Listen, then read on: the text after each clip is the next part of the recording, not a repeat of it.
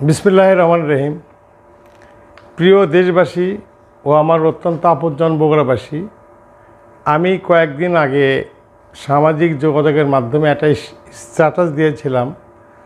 দুপচাচিয়া মাদ্রাসা, যে মাদ্রাসার নাম হচ্ছে দুপচাচিয়া ডিএস দারুসুফা ফাজিল মাদ্রাসা। আমি বলেছি যে ওখানকার যে প্রিন্সিপাল, উনি যেন গোটা দুপচাচিয়ার মানুষকে জিম্মি করে এই মাদ্রাসাকে নিজস্ব সম্পত্তি মনে করে চালাচ্ছে, যেখানে 1000-1200 শিক্ষার্থী তারা রেগুলার আসে যায়।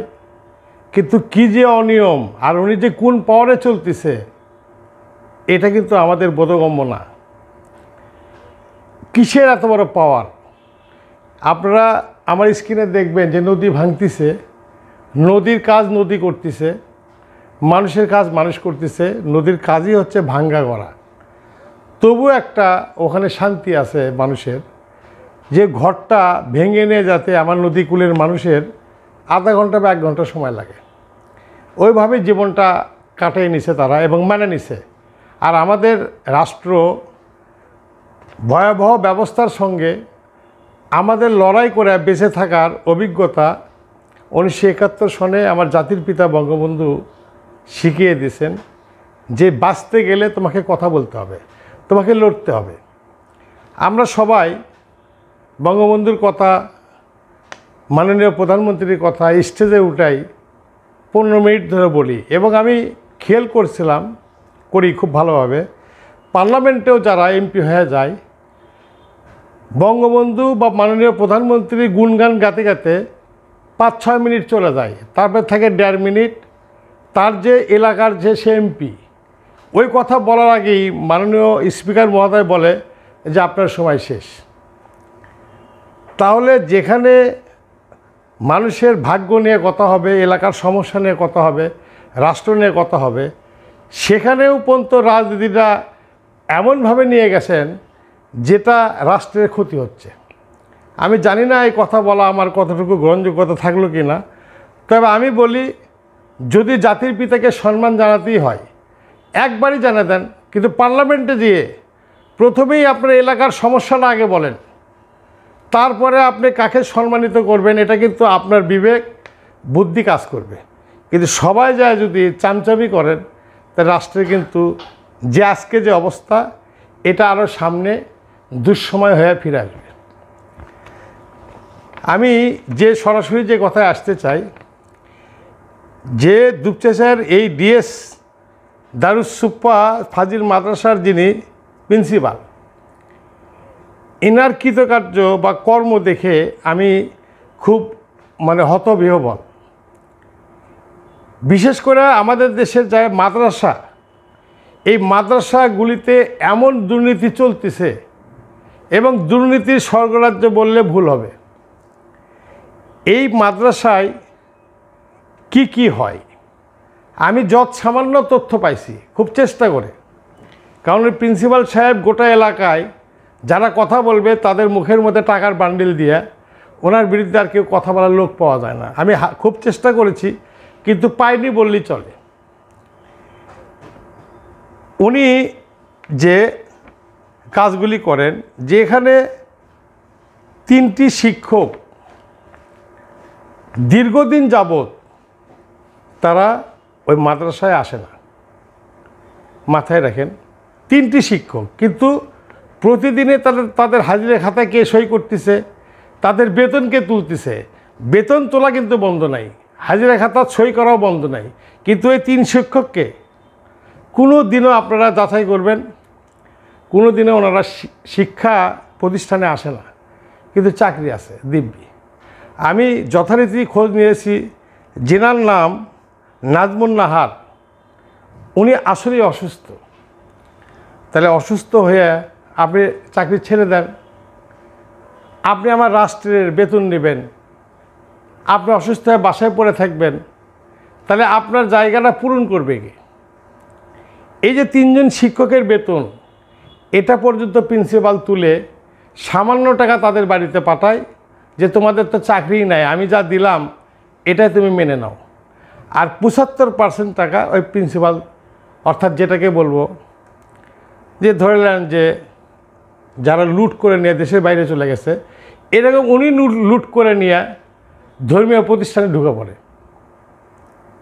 এবং নামাজের প্রথম কাতারে উনি উপস্থিত থাকেন। তাহলে মানুষ স্বাভাবিকভাবে বুঝবে যে এই মানুষটা কখনো ভুল কাজ করতে পারে না। কিন্তু ধর্মের আড়ালে ইনারা, আমি মাদ্রাসা লাইনের যে কথা বলতেছি, ইনারা বললাম কেন, এমন কোনো মাদ্রাসা নাই যেখানে দুর্নীতির মহোৎসব চলতেছে না। আমি বলবো কাকে? মাদ্রাসা শিক্ষা অধিদপ্তর, ওনাকে ওখানেও অভিযোগ যদি যায়, ওই অভিযোগটি পিয়নের ক্ষমতায় এত বড় যে পিয়নই ওই রকম 2-4-10টা অভিযোগ গায়েব করে দেয়। একজন মানুষ তার পরিবার চালানোর পরে যখন একটা প্রতিষ্ঠানের বিরুদ্ধে লড়াই করতে যায় এবং সে অ্যাকচুয়ালি একটা সময় যায় নিজের কাছে সারেন্ডার করে, যার কোথায় বলবো বলে তার লাভ হচ্ছে না। এখানে যিনি আজিজিয়া হজ কাপেলা, দুপচাচায় একটা প্রতিষ্ঠান আছে আজিজিয়া হজ কাপেলা, এটা কারা চালায়? ওই শিক্ষা প্রতিষ্ঠানের একজনের নাম হচ্ছে আজিজা রহমান, একজনের নাম হচ্ছে অধ্যক্ষ, উনির নাম হচ্ছে শহীদুল্লাহ। আর লাইব্রেরিয়ান যিনি, এই শহীদুল্লাহর ছেলে বা কোনো রিলেটিভ হবে। সে যে লাইব্রেরিয়ান পদে চাকরি করছেন, আপনাকে আমি চ্যালেঞ্জ ঘোষণা করলাম, আগামীকাল যায় যাদের কাগজপত্র চেক করেন যে চাকরি নিতে গেলে যে যোগ্যতা লাগে, এই যোগ্যতা যদি ওনার থাকে তাহলে এর যে সাজা সমস্ত আমি মাথা পেতে নেব। মিনিমাম কোনো তার যোগ্যতা নাই, সে 32 লক্ষ টাকা দিয়ে কাগজপাতি 2 নম্বর করে উনি লাইব্রেরিয়ান হয়েছে। এবং এই 3 জনের ব্যবসাটা হচ্ছে হজ কাফেলা করা। তারা ওই শিক্ষা প্রতিষ্ঠানে এতবার হজে গেছে যেটা ওনাদের পাসপোর্ট দেখলে আপনারা বুঝতে পারবেন। আমাদের মুসলমান ধর্মের প্রিয় নবী হজরত মুহাম্মদ সাল্লাল্লাহু আলাইহি সাল্লাম, যাকে সৃষ্টি না করলে বলা আছে যে আল্লাহ পৃথিবী সৃষ্টি করতেন না, উনি কিন্তু হজ করছে একবার। আর এই সোনা পাচারকারী, সুদখোর, চোর, ডাকাত, এরা হজ করতেছে 10 বার 12 বার করে।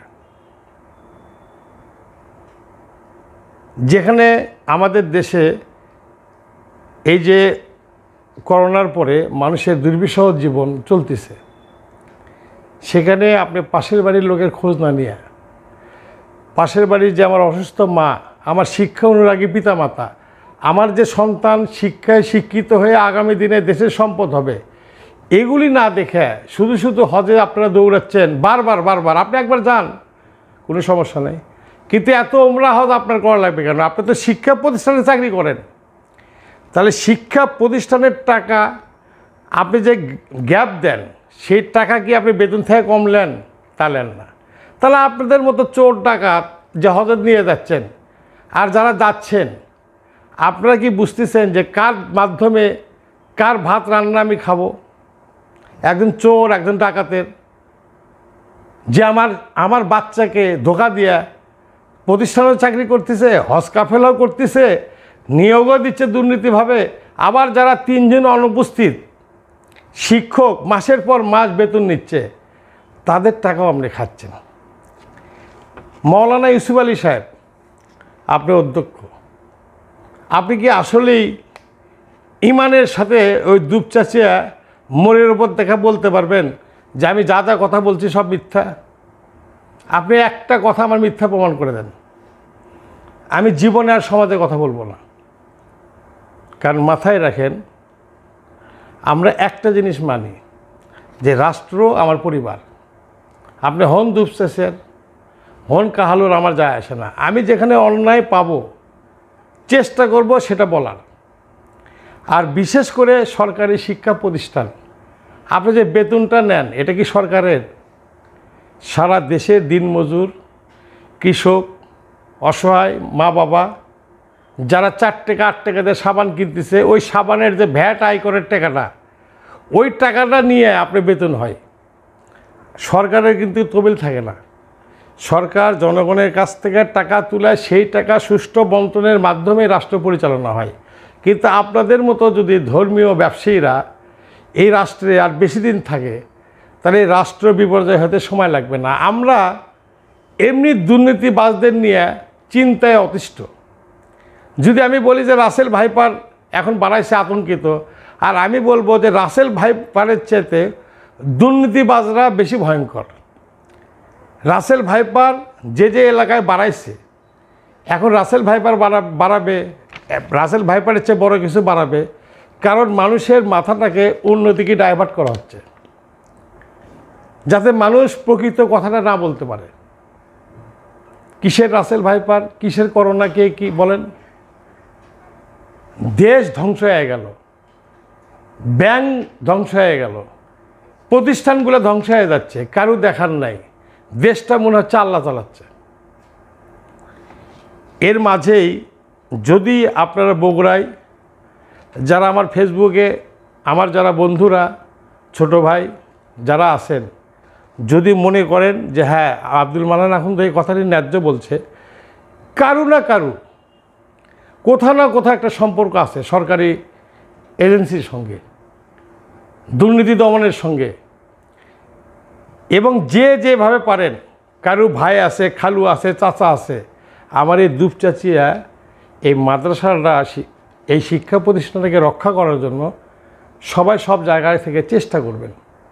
এই দুর্নীতিবাজদের যদি আমরা না তালিকাভুক্ত করে এদেরকে যদি সমাজ থেকে আমরা চ্যুত না করি, সমাজচ্যুত না করতে পারি, তাহলে আমি আমার আগামী ভবিষ্যতের জন্য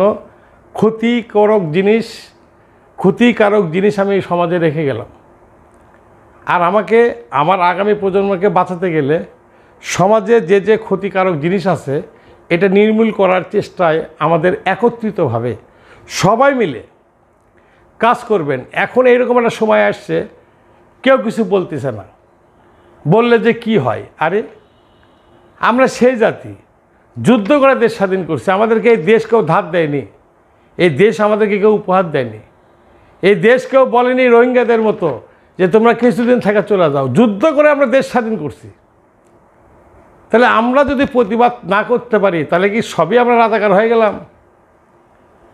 আপনাদেরকে একটা প্রশ্ন ছুড়ে দিই আমি, এই বাংলাদেশে যদি 1000 কোটি টাকার মালিক হন আপনি কি কখনো বলতে পারবেন যে আমার পিতা রাজাকার ছিলেন? বলতে পারবেন না।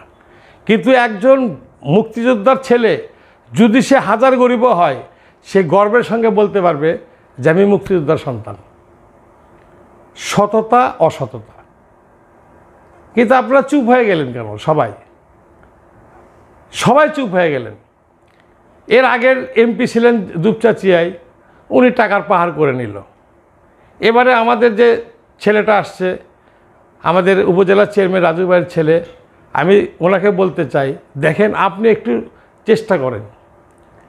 যা আবার হয়েছে, আপনি একজন পার্লামেন্ট মেম্বার এবং আদমদিঘির ছেলে, আপনি দুপচাচা আপনার নির্বাচনী এলাকার মধ্যে পড়ে, এখানে এই রকম একটা প্রতিষ্ঠান দুর্নীতি হচ্ছে, আপনার কাছে খবর নাই কেন? আপনাকে কি টেলিফোন করে বলতে হবে আমার? আপনি খোঁজ রাখেন না? নাকি আপনিও সবার মতো হচ্ছেন? মাথায় রাখেন, আপনাদের পরিবারে 3টা লোক আপনারা সরকারের জায়গায় আছেন, আপনার মা, আপনি এবং আপনার বাবা। এরিয়া কতটুকু? 3 জনে যদি 3 দিকে ছুটে বেড়ান, তো ওখানে দুর্নীতি হওয়ার জায়গা নাই। নাকি আপনারাই দুর্নীতিবাজ, যার জন্য দুর্নীতিবাজকে ধরতে পারতেছেন না? আমার কথায় মন খারাপ করবেন না, আমি কথাগুলো বলতেছি অত্যন্ত ক্ষিপ্ত হয়ে। কারণ কি করেন আপনারা বলেন? আমার কথায় যদি কেউ কষ্ট পেয়ে থাকেন, দুঃখ পেয়ে থাকেন, আমাকে ক্ষমা করবেন। কিন্তু আমি বলতে বাধ্য হয়েছি। যদিও আপনারা যাচাই বাছাই করবেন, যাচাই বাছাই করে যদি মনে করেন যে আব্দুল মান্নান এখন তো যা বলছে একটা কথার কোনো ভুল নাই, তাহলে সবাই সবার জায়গা থেকে আপনারা প্রতিবাদ করেন। ওই মাদ্রাসায় কি হচ্ছে, কেন হচ্ছে? আপনারা জনগণ ওই মাদ্রাসার সমস্ত টাকা, ওই যে একটা গাছ আছে সেই টাকাও কিন্তু আপনাদের, ওই প্রিন্সিপালের কিন্তু কিচ্ছু না, ওই 3 জন যে শিক্ষক যারা চোর ওদেরও কিছু না, এবং যারা শিক্ষা প্রতিষ্ঠানে না গিয়ে বেতন উঠাচ্ছে ওনাদেরও কিন্তু কিছু না। সম্পদ হচ্ছে দুপচাচিয়ার বিবেকবান মানুষের। ওই দুপচাচিয়ার মানুষ যদি কালকাই মনে করে 10 জনে মিলে এই দুর্নীতি কভার করবে, এটা সম্ভব। কিন্তু আমি দেখলাম নাগর নদীর মধ্যে একটা বিল্ডিং চলে আসছে, আশ্চর্য ব্যাপার, নদীর মধ্যে বিল্ডিং চলে আসছে, আর আপনার দুপচাচিয়াবাসী আমার বগুড়ার প্রশাসন চুপ করে বসে আছেন। নদীর মধ্যে উনি কিভাবে বিল্ডিং করে, আমি ওটা নিয়েও কথা বলবো। উনি কিভাবে বিল্ডিং করে আছে, এই দেশে কি আইন আছে না আইন নাই, নাকি আইনটা শুধু অসহায় মানুষের ওপর বর্তাবে? সবাই ভালো থাকবেন। বাংলাদেশ দীর্ঘজীবী হোক। খোদা হাফেজ।